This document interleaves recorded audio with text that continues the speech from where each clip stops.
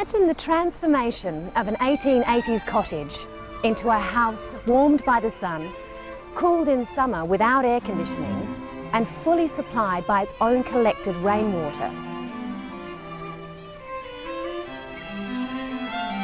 This is a story about alterations and additions to a house bought by John and Maggie in 2006, and the decisions they faced to make their home sustainable. In Adelaide, just outside the CBD, and located near a thriving cafe and restaurant culture, work is about to commence on the site of 21 Ada Street.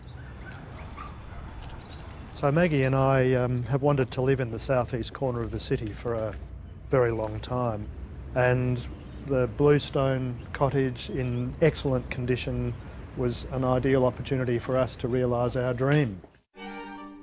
Adelaide's climate is affected by the extremes of Australia's largest desert to its north and the Antarctic to its south. The reason why that property appealed to us was because it had quite a wide frontage. The property was quite long and it was an east-west orientation, and that meant that with the old 1800s cottage built close to the street front, we had quite a large back area that we could build something long from the back of the existing cottage to the rear lane, which is the east-west direction, so we had access to northern sun in winter. Now I'm thinking of making this back room ensuite. Maggie and John are in business together in companies called Energy Architecture and Next, their focus being sustainable dwellings. But from outside here, the wall is higher than that. Yeah. You don't actually know where the ceiling is. John has been a leader and pioneer in this field since the 1980s. He is a recipient of numerous state and national design and sustainability awards and is well known and respected.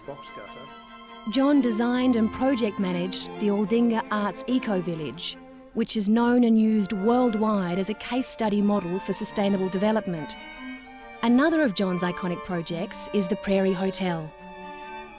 Located in the semi-desert north of Adelaide, the building is part submerged into the ground to help maintain a constant temperature inside the rooms.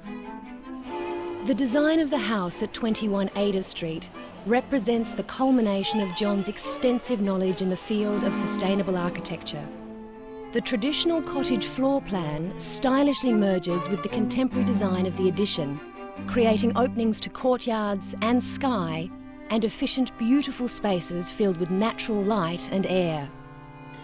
The entire house is made comfortable through the integration of elements for passive heating and passive cooling. Sustainable design requires that the end result is a system in which all the elements are working together in balance. There are 4 key areas that are covered in the sustainable building process, and every decision has been made according to these principles. A sustainable building is a bit like the human body, where all of the systems work together in concert.